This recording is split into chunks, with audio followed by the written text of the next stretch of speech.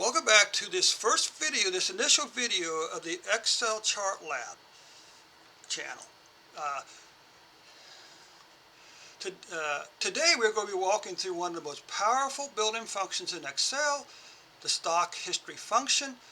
This tool pulls historical stock data straight into your spreadsheet, and you can customize the dates, the intervals, the columns you want. Before we begin the step-by-step process, the disclaimer. This Excel video, and all videos on this channel, is for educational purposes only. It is not financial, investment, or trading advice. Okay. Now the stock data is perfect for learning how to visualize, track trends, or build your own charts and dashboards. So let's begin with an introduction. The basic function calls this stock symbol, the starting date for the data and the ending date for the data. The interval could be daily, weekly, or monthly.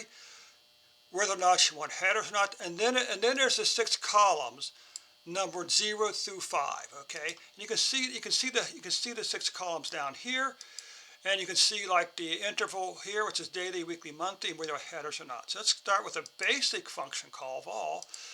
We're going to pull the stock data for Ford, beginning with January 2025 up until the most recent day, the most recent stock. It says today, but it's actually be the most recent stock data, trading day. Okay, and you can see that right here, very straightforward. Now let's say we want to pull all the columns, which is 0 through 5. Again, this is all the same, right? Year-to-date data for 2025. This says pull the daily numbers with headers, and then all 5 of the columns, right? Date through volume. And secondly, the variation, of course, is the weekly function call. Now here we got 2 wrinkles. The first wrinkle has to do with how we're selecting the date. Okay. We're saying pull the year from the date, but then subtract 1 year from that year. So we're saying pull all the data beginning with January 2024 up until today. And then we come over here. The first flag after that is for the duration. Daily, weekly, monthly. The one means weekly. The next one means headers. Yes. Then we call the final 5 numbers, okay? All 5 rows, all right? And that's that. So anyway, but it'd be remiss of me this evening if I didn't leave you with this one plot. I'm actually going to show you a very useful basic plotting tool called a combo plot. It allows us to plot closing price on the left y-axis and volume on the right y-axis. So we're going to select the 3 columns: closing, close, and volume. Now I need to give you a little heads up here. You're not going to see some of the dialog boxes for some strange reason. It doesn't record the pop-up dialog boxes. I'll describe them to you. This is combo. Hopefully you can see this. Insert combo plot. Click that arrow. In the first dialog box, you want to click Create Custom Combo Chart. Now this is the box you don't see. Okay. But it says series name, chart type, and secondary axis. Secondary axis is the y-axis, okay?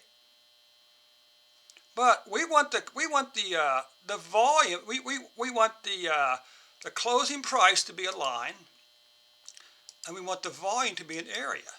But we also want the volume to be the secondary axis. Now when I click OK, now you should be back. Now you should see this plot. If you don't see this plot, by all means drop me a line. Okay. Now the other thing we want to do, we want to customize the left axis. Okay. Hopefully you can now see this dialog box which says minimum maximum. We want to change the minimum for the closing date, for the closing price, like this.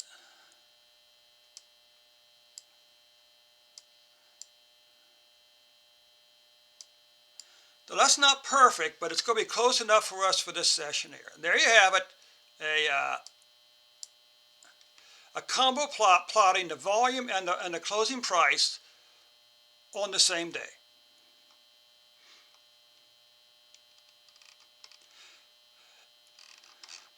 If you found this video helpful today, I'd appreciate it if you click the subscribe button, the like button, the bell icon to be notified when I upload new content, and of course share the channel and this video with a friend, okay? In the coming sessions, we'll be beginning to look at such things as various types of moving averages, probably try to look to create some MACD plots, or maybe even some Bollinger Band plots or something like that. So by all means, click the bell icon so you can be notified whenever I go live. I'll also include a link in the description and the comment section to this spreadsheet, okay? And it's a GitHub repository.